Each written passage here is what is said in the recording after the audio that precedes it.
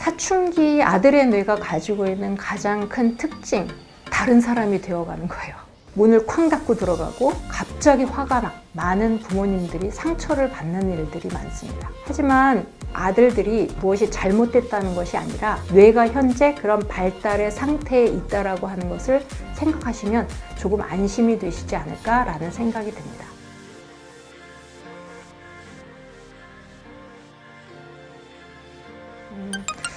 사춘기 아들의 뇌가 가지고 있는 가장 큰 특징은 바로 뭐냐면 다른 사람이 되어가는 거예요. 그러니까 아동기까지는 그래도 부모하고 대화도 되고 온순했고 순종적이었던 것 같은데 갑자기 사춘기가 되면 문을 쾅 닫고 들어가고 방 안에 들어가면 나오지 않고 짜증이 많아지고 갑자기 화를 낸다든지 이러한 행동들을 보이게 되죠. 그 원인의 대부분은 두 가지로 말씀드릴 수가 있는데요. 첫 번째는 테스토스테론이라고 하는 남성 호르몬의 급증 때문입니다. 아동기 때 비해서 사춘기가 되면 테스토스테론의 양은 1000%가 증가하게 됩니다. 주로 이 테스토스테론이 가지고 있는 특징, 영향은 바로 뭐냐면 아들들이 2차 성징이 나타난다는 거죠. 키가 크고요. 목소리가 굵어지고 그리고 이제 남자처럼 변하죠. 소년에서 남자로 변하게 됩니다. 자, 그러면서 근육도 생기고 여러 가지 겉모습이 달라지게 되는데 그것뿐만 아니라 뇌도 크게 변화하게 됩니다. 테스토스테론이 가지고 있는 별명인 공격성, 활동성 호르몬의 영향이 그대로 나타나요. 가만히 앉아있지를 못하고 그리고 공격적인 마음이 막 생기고요. 더군다나 우리 뇌에 보면은 가장 안쪽에 감정이 발생되는 곳인 편도체가 있거든요. 근데 이 편도체가 테스토스테론이라고 하는 남성 호르몬을 쭉 수용하는 수용체가 있습니다. 그러면 이 편도체에서 감정이 발생될 때 테스토스테론의 영향을 받으면 감정이 훨씬 더 격렬해지고 강렬해지고 그리고 지속시간은 또 길어집니다. 별것도 아닌 거에 굉장히 강한 분노를 표현하거나 아니면 그냥 짜증이 낼 만도 한 거를 짜증이 굉장히 큰 형태로 나타나는 거라 감정이 길게 나타나죠. 아들들이 가지고 있는 사춘기적인 특징이 테스토스테론에 의해서 감정적인 격정이 일어나고 그리고 그것을 통제할 수 있는 능력을 가지고 있는 전전두엽이 미성숙한 상태라 통제가 안 된다는 거죠. 즉 테스토스테론에 의해서 편도체가 자극을 받아서 굉장히 강하게 작용을 하는데 그걸 통제할 전전두엽이 미성숙한 아동기 때 상태이기 때문에 감정 컨트롤이 굉장히 하기 어려운 상태라는 겁니다. 그래서 이때 아들들이 보이는 격정적인 감정의 표현 때문에 많은 부모님들이 상처를 받는 일들이 많습니다. 아들들도 사실은 자기가 그런 상태에 있을 때 자기가 무슨 행동을 하는지 어떤 말을 하는지를 잘 인식하지 못할 때도 많아요. 즉 테스토스테론이 이 뇌를 뒤덮은 상태라고 볼 수가 있죠. 그때는 이 아이들의 상태, 아동기 때 달라진 모습이라고 해서 보통 우리가 뭐라고 얘기하냐면 피니어스 게이지 증후군이라고 이야기를 합니다. 피니어스 게이지라고 하는 사람은 실존했던 사람인데요. 이 사람이 철로를 놓는 작업을 하다가 다이너마이트가 잘못 터지는 바람에 철로의 쇠기둥이 튀어올라서 왼쪽 턱을 뚫고 머리를 완전히 관통하게 됩니다. 그런데 죽지 않았어요. 실제로 실려가면서 이 쇠기둥을 머리에 꽂은 채로 실려가면서 괜찮아요 라고 했을 때 눈을 깜빡깜빡 하면서 반응을 보였다고 해요. 근데 이 사람이 다치기 전에는요. 굉장히 평판도 좋았고 온순했고 친절했고 주변 사람들하고 굉장히 잘 지낸 사람이었어요. 그런데 이 사고 이후에 완치가 돼서 다시 돌아왔는데 180도 달라진 사람으로 돌아왔습니다. 도둑질에, 싸움꾼에, 그다음에 사람들 간에 이간질을 시키고 도덕적인 행동은 전혀 관계없는 사람이 되어버렸어요. 근데 이 사람이 나중에 죽은 다음에 12년 후에 죽게 되는데요. 죽은 다음에 이 사람의 뇌를 해부해 보니까 이 전전두엽이라고 하는 이마 부분의 가운데 부분이 이 엄지손톱만한 부분이 손상되어 있는 것을 발견하게 돼요. 그래서 알게 된 거죠. 이 전전두엽이라고 하는 부분이 인간의 감정을 컨트롤하고 관리하는 기능을 담당하는구나. 그런데 우리 사춘기 아들들이 이전과 완전히 달라진 모습으로 감정을 컨트롤하지 못하는 모습을 보인다고 해서 붙여진 이름이 바로 피니어스 게이지 증후군이라는 말입니다. 피니어스 증후군에 있는 우리 아들들 같은 경우에는 부모님들께서 대하기가 어렵고 무섭다라는 생각을 어느 순간 하게 됩니다. 하지만 아들들이 잘못 성장하거나 무엇이 잘못됐다는 것이 아니라 뇌가 현재 그런 발달의 상태에 있다라고 하는 것을 생각하시면 조금 안심이 되시지 않을까라는 생각이 듭니다. 사춘기 아들들하고 이런 이야기를 해보셨는지 제가 좀 질문을 드리고 싶은데, 첫 번째는 내 아들의 이성 친구를 알고 있다. 두 번째, 나는 우리 아들의 이성 친구에 대해서 화를 내거나 비난하지 않는다.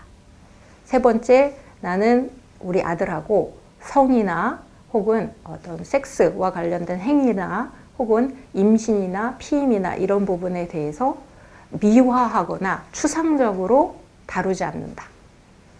나는 우리 아들과 성과 관련되어 있는 이야기를 허심탄회하게 이야기할 수 있다.